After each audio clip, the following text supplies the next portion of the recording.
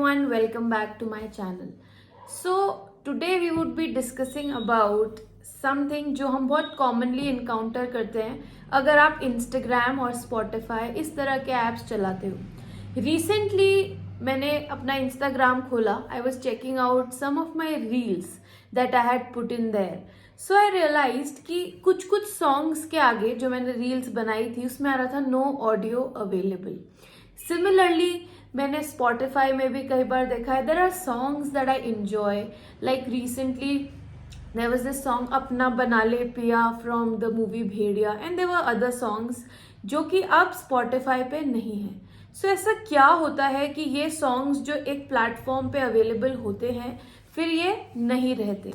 So ये मैं आपको बताती हूँ. जैसे recently what happened was Z Music का जो Spotify से एक लाइसेंसिंग अग्रीमेंट था that got terminated because they were not able to reach to a suitable agreement कि जो भी regarding the remuneration prices जो भी है एक agreement दोनों parties में बन नहीं पा रहा था इसलिए उनका end हो गया वो agreement.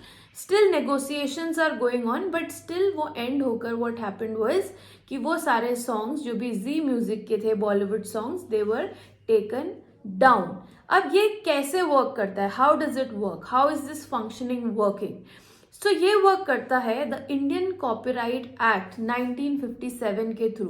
सो ये इंडियन कॉपीराइट एक्ट आपका जो भी लिटरेरी वर्क होते हैं, original literary works, dramatic works, musical works, cinematographic films, sound recordings, artistic works, इनको प्रोटेक्ट करता है. क्यों प्रोटेक्ट करता है? क्योंकि जो भी इनके क्रिएटर हैं जो भी इनको इनमें कॉपीराइट होल्ड करते हैं उनकी ओरिजिनलिटी को प्रोटेक्ट करने के लिए, उनके एफर्ट्स को एक्नॉलेज करने के लिए ये सब प्रोटेक्टेड रहते हैं वाया दिस एक्ट.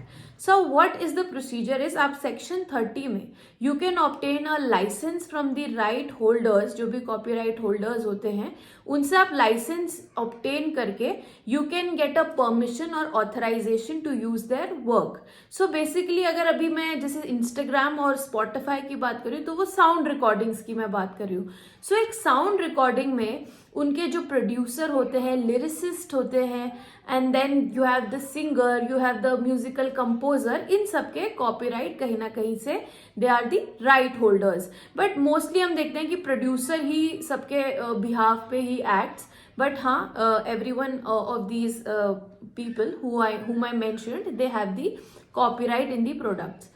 So अगर वो उसको कॉपीराइट ऑब्टेन नहीं कर पाते, उनसे लाइसेंस रिन्यू नहीं हो पाया स्पॉटिफाई का, इसीलिए आगे जो भी सॉन्ग्स हैं they were taken down. So next time you see your Instagram reel not functioning or you see some of the song taken down, so you should know this that it is because the license agreement between the app and the original copyright holders that has not been able to reach a negotiation.